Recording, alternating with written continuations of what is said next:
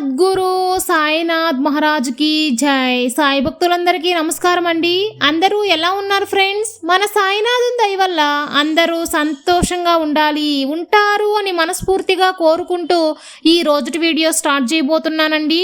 ఇక ఈ రోజు వీడియోలో మనం చూడబోయేది ఏంటంటే, తల్లి ఈ రాత్రికి నీ కోసం ఒక తీపి కబురు తీసుకొచ్చానమ్మా, ఆనందంగా విను.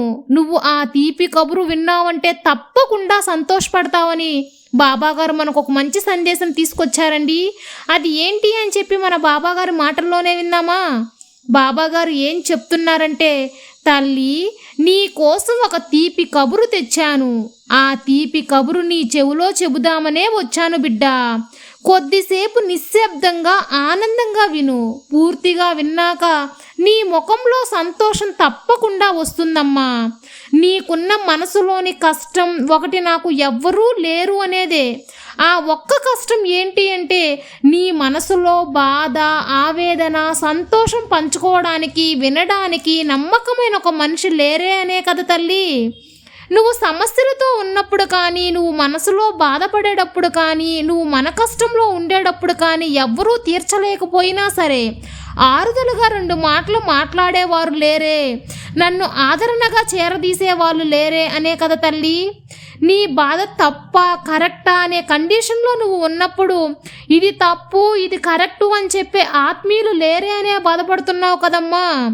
ఇది చెయ్యవచ్చా చెయ్యకూడదా అనే ఒక తెలియని పరిస్థితిలో ఉన్నప్పుడు ఇది చెయ్యి, ఇది చెయ్యకూడదు, ఇది చేస్తే ఆపద వస్తుంది, ఇలాంటి సలహాలు ఎవ్వరూ ఇవ్వలేరే, ఇచ్చే సలహాదారుడే నాకు లేరే అని దిగులుగా ఉంటుంది కదా తల్లి. నీ మన కష్టం పోగొట్టుకునేదానికి నీ బాబా నీ దగ్గరికి వచ్చాను బిడ్డ. నీకు తీపి కబురు చెబుదామని ఈ రాత్రి నీ కోసం కాచుకొని కూర్చొని ఉన్నాను.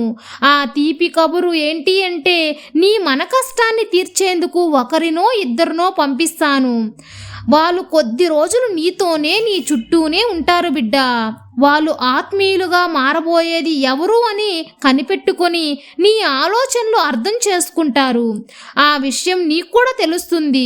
వాళ్ళు ఎవరు అని తెలిసిన తర్వాత, వాళ్ళ మాటలు నీకు అర్థమైన తర్వాత వాళ్ళకి ప్రాముఖ్యత ఇవ్వు.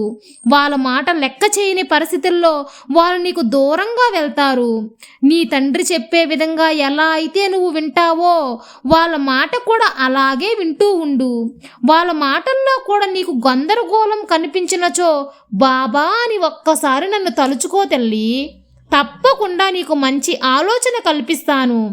ఏదో ఒక రూపంలో మంచి ఆలోచన నీకు కల్పిస్తాను తల్లి.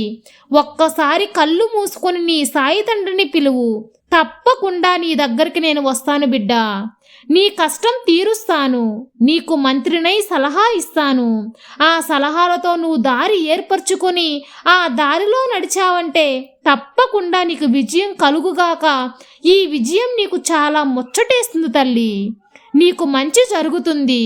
మంచి వాళ్ళు చెప్పిన మాటలు, ఆ విషయాలు చెవిపెడన పెట్టకుండా విను.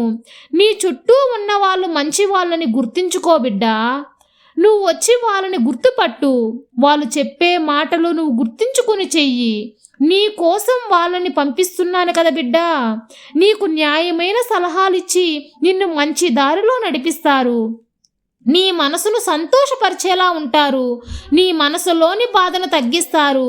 మంచి విషయాలు చెప్పినప్పుడు నువ్వు తప్పకుండా ప్రాముఖ్యత ఇచ్చి వాళ్ళు నిన్ను ప్రోత్సహిస్తారు తల్లి. నీ వల్ల అవుతుంది అని ప్రోత్సహిస్తారు తల్లి. నీకు ఆ మనోధైర్యం కల్పిస్తారు.